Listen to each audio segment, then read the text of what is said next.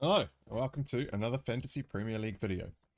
My name is Steve, and I smashed the captaincy this week, contributing to another healthy green arrow.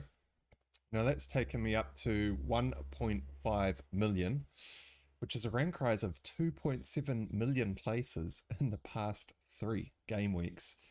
That's almost 1 million places per week. And at this rate, I'll be number one in no time. All jokes aside, though, we've got another very short turnaround before the game week 15 deadline. My team is finally looking pretty healthy, with only a couple of weak links remaining in the team. Now, as the title suggests, I am considering removing Mbeumo this week, but alternatively, I could also pivot to investing some more money or some of my money into my extraordinarily weak bench.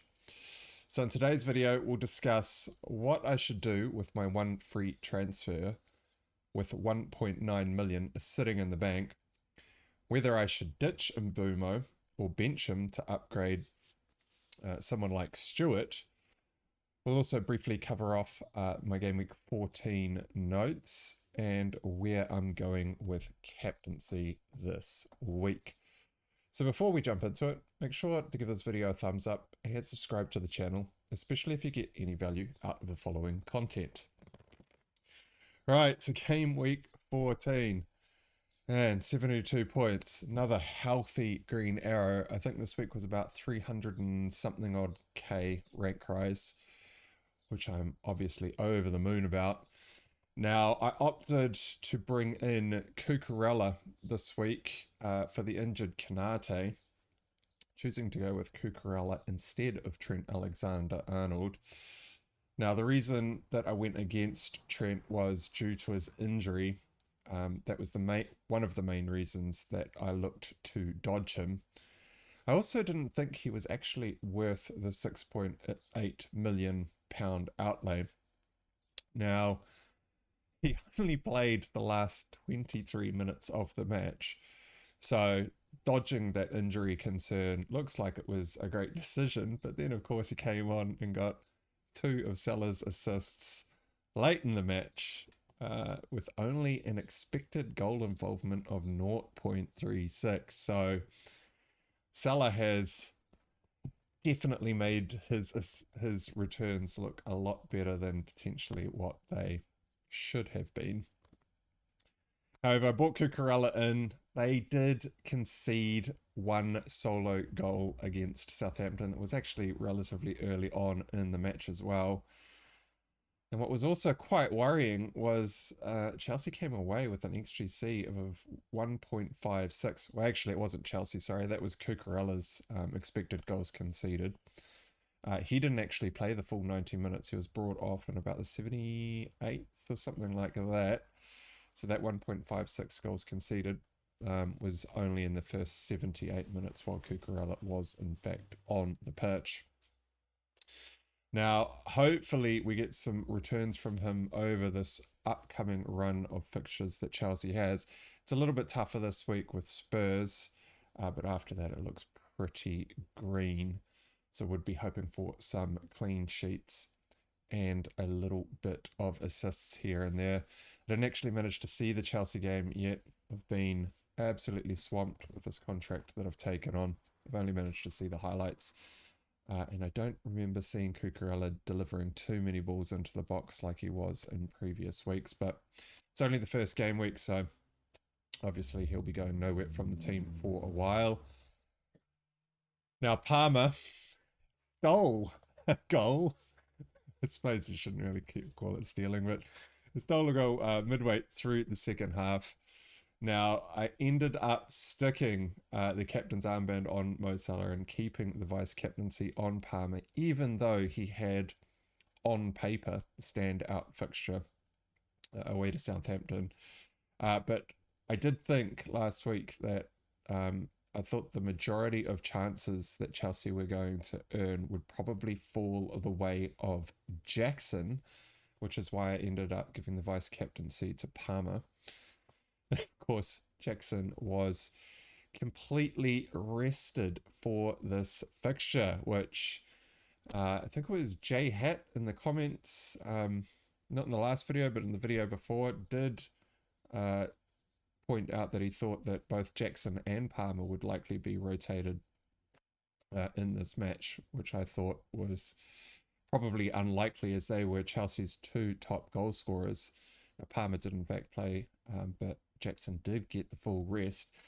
Now I think this wasn't necessarily a rest for Jackson, as I don't think he's probably suffering from any sort of fatigue or anything, having to only play one match a week. I think this was just giving Nkunku a decent shot with a much easier opponent in front of him. So I think I'm 95% certain that Jackson will be rolled out this weekend against Spurs. I quite fancy that. I think Spurs' defense is there for the taking. There's a lot of ball watching going on in the Spurs backline when they are under the pump. And I think Jackson could do quite well in this fixture. Rodgers scored an absolute beauty from outside the box.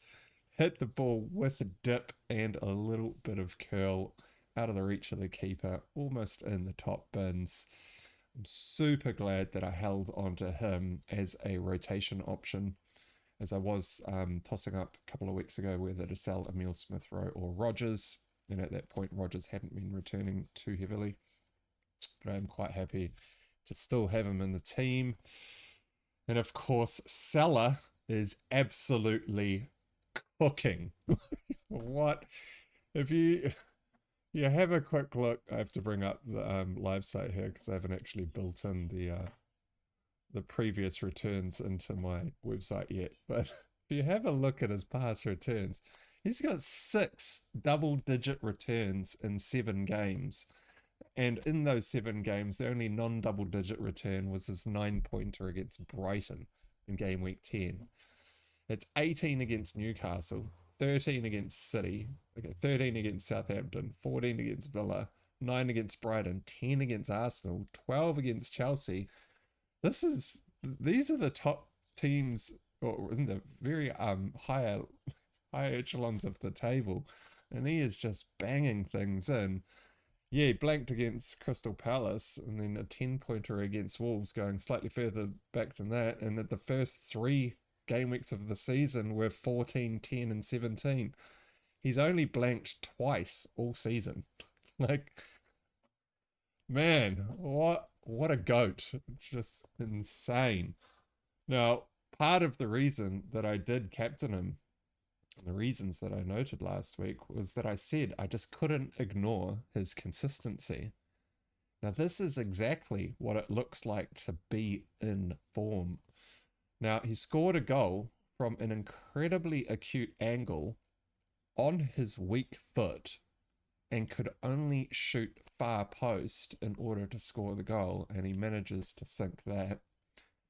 He then scored his second goal with a blind shot on the 180-degree swivel first time hit, just knowing exactly where he is in the penalty box and what area of the goal that he has to shoot into.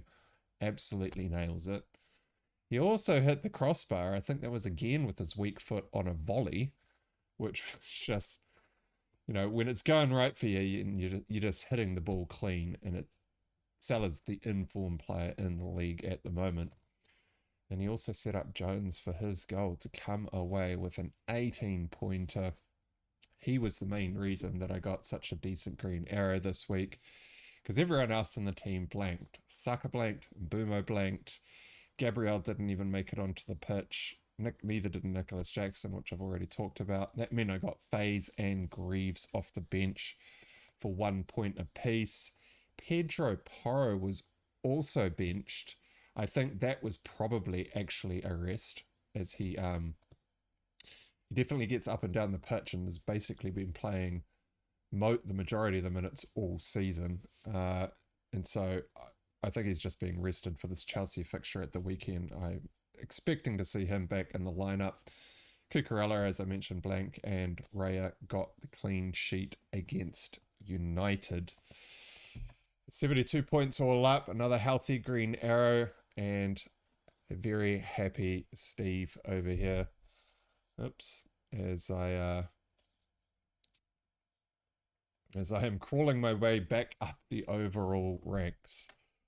Right, so onto my moves for game week 15, and the main man that I am looking at is Brian Mbeumo. Now, I haven't been too impressed with Mbeumo's involvement over the past 5 game weeks. Now, the last 5 game weeks were actually all opposition that you would typically be targeting your assets for. Aston Villa, okay, maybe slightly tougher than the rest, but he blanked with only an XGI of 0.21. Leicester at home, in which they actually managed to score 4 goals, so they spanked them, and he got 0.08 XGI, and that was all expected assists. 0 XG basically means no shots. So no shots against Villa, no shots against Leicester, no shots against Everton, 0.12 XGI. Maybe 1 shot against Bournemouth, 0.34. Fulham, no shots, 0.01 in terms of expected assists. And it was only Ipswich way back in game week 9, of which the very nice fixture run started for Mbeumo, where he got an expected goal involvement of 1.29, coming away with 15 points in the 4-3 win over Ipswich at home. Now, the fixtures get considerably tougher from game week 15 right the way through until around about game week 23 when they get to play Crystal Palace away. Newcastle at home is going to be tough. Chelsea away is going to be really tough. I think Chelsea are actually a much better team than Newcastle this season.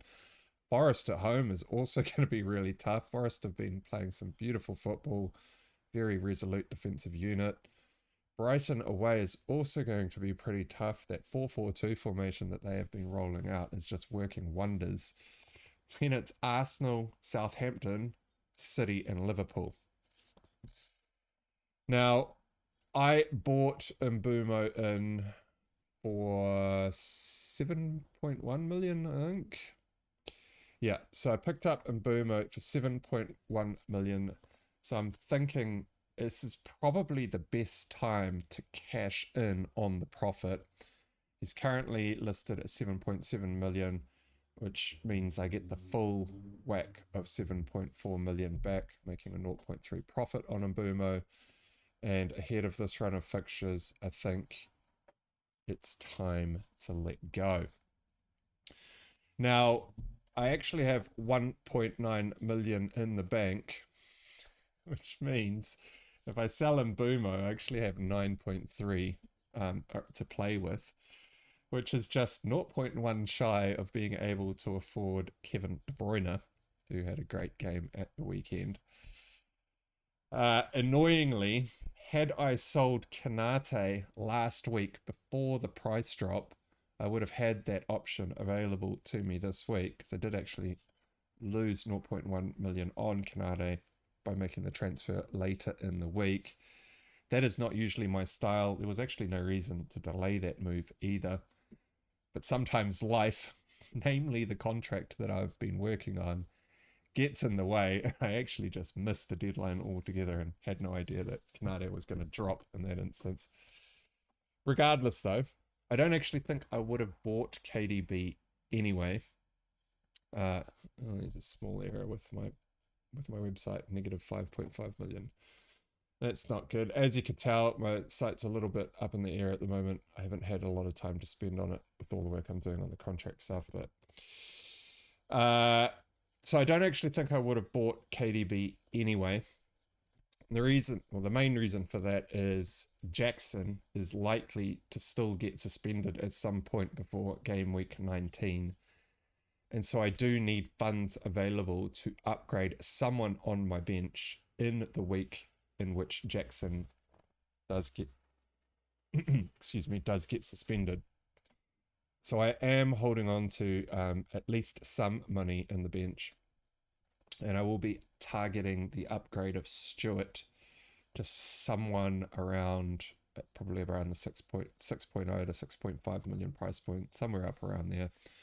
But that will largely depend on the week in which it happens. There's no reason to do that right now. So I did say in the intro, I've got the option of benching Mbeumo and upgrading my bench. But if you look at that long run of fixtures ahead of Brentford, I don't see any reason for holding on to Mbeumo. It's just smarter to cash in on the profit, take the money and run, I think, while he starts dropping in value. So the main options for replacements that are within my price range, and that I think a few of you out there could potentially be considering, will start at the most expensive, which is Bruno Fernandes. Now, the fixtures aren't horrible for United. Where am I here? Gameweek 10. Let's jump forward to Gameweek 15. They're not terrible, but they're also not great either. So they're at home to Forest this week. I actually think Forest are going to give them a really tough game. It's definitely not going to be a walk in the park for United. And I think they're still trying to figure out what they're all meant to be doing in this 3-4-2-1 formation that Amarim has rolled out. And he keeps rotating players around. They are all over the place. Different players starting, different positions that they're starting in. It's all a bit... It's definitely not a settled team. So I think Nottingham Forest are actually going to nick this game off us. They then go away to City. That's horrible. Bournemouth at home. Bournemouth have been playing some great football lately. That's not an easy game. Wolves away is probably okay, but then they run straight into Newcastle at home and Liverpool away. I think United are actually going to struggle against pretty much all of these opponents apart from Wolves. And so just on that alone, I don't think I would be investing in Fernandes. But also, Fernandes started next to Ugarte against Arsenal in the weekend just gone. Now, as I mentioned, a few players have been bouncing around their starting positions in United. Fernandes is no exception. In the Everton match last week, I think it was last week, Fernandes started in the left cam position, which is one of the two front men sitting in behind the forward. But in the game prior to that against Ipswich, he started in the right cam position, but was moved later on in that match from that position to the central midfield role when Xerxes came on. And then against Arsenal at the weekend, he just started next to Ugarte in that central midfield position. Now, I was talking to someone in the comments in the last video about Fernandes. Might have been the video before. And I did note that I thought Fernandes would probably eventually end up in that central midfield role as he is.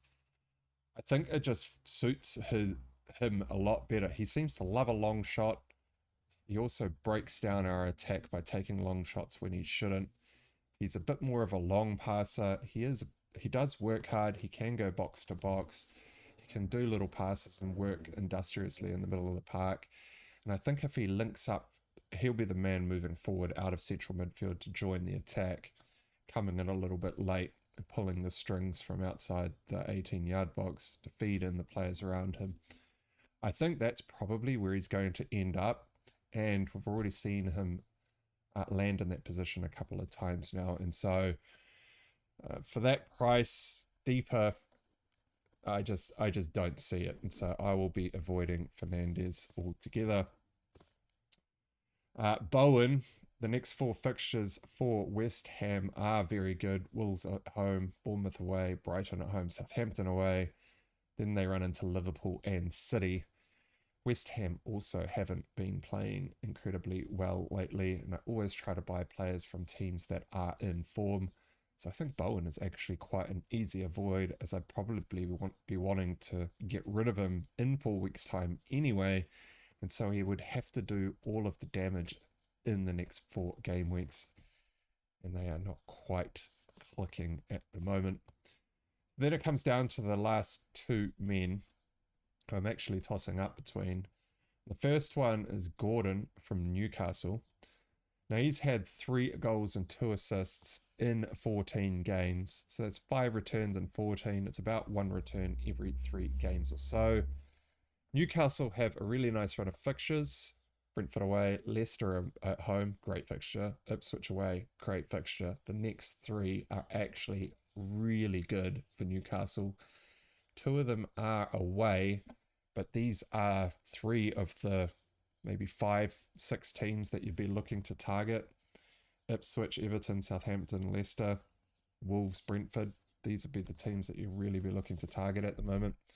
And they've got 3 in the next 3, which is pretty good reading. Gordon only comes with open play threat, though. Isn't really on any set pieces. He did play up front when Isak was injured, but I think in that match he had about 0.1 XG or XGI or something, which was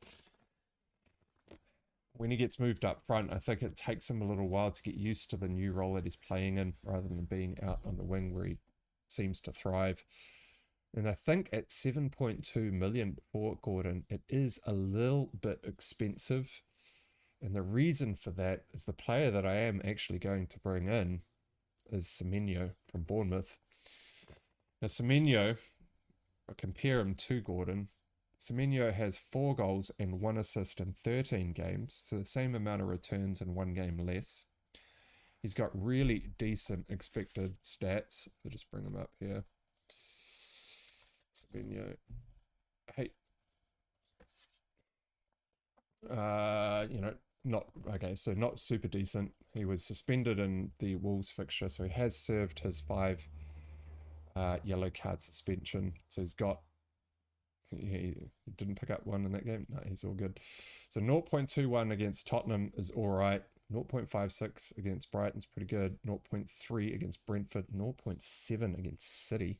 Good numbers. 0.72 against Arsenal down here. Had a pretty absent game against Villa. So he's actually got some Newcastle down here, 1.5. That's quite a while ago. I've been impressed with Semenyo this season. I have actually already owned Semenyo earlier in the season as well. I also owned Semenyo last season, so I have actually had my eye on him for quite a while now. The fixtures for Bournemouth are decent all the way up to, I think it's about game week 21 or so. So Ipswich away, great fixture right off the bat. West Ham at home. West Ham are struggling at the moment. United away, I think Bournemouth will probably steal that if United are still playing the way that we have been playing. Palace at home, another great fixture. Fulham away, another good fixture. This will be a end-to-end fixture, I think. It's Fulham match in game week 19. Everton at home in game week 20. That's a really nice run of 6 fixtures. Then gets slightly tougher with Chelsea, Newcastle. Where have they gone? Chelsea, Newcastle, Nottingham Forest, and Liverpool. But then the fixtures get really nice from game week 25 as well. Looks like we might have a blank coming up on the horizon if my fixture ticker is still correct there. I haven't actually checked into that too hardcore. So the fixtures are really nice. They are really nice for a long time. There's a tough run of fixtures from game week 21 to 25.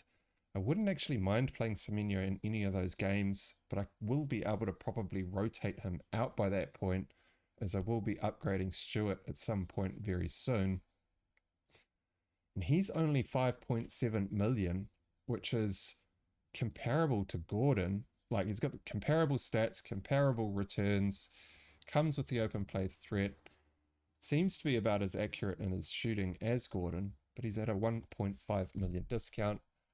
And so that is where I will be going in game week 15.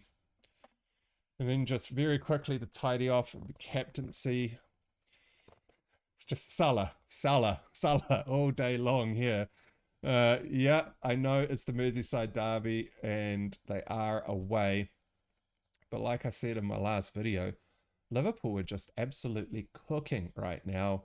I don't see how anyone can go against Salah for the captaincy until he starts blanking. It's just double digits every week. You just gotta jump on that train. Yes, it won't continue forever, but while it is going, just get amongst it and get into it. Saka has got going to have my vice captain my vice captainship. Arsenal are also humming along. Top two teams in the league right now clearly is Liverpool and Arsenal. I do think Fulham away is going to be a bit more tough than what Liverpool have lined up in front of them. Palmer is probably also a shout. He'd be probably third in my team. But, I mean, you just can't go against Liverpool or Arsenal at the moment, so Palmer would be third. Now, if I still had Haaland, I don't think I'd actually captain him this week. Saka or Salah would still be higher up the pecking order.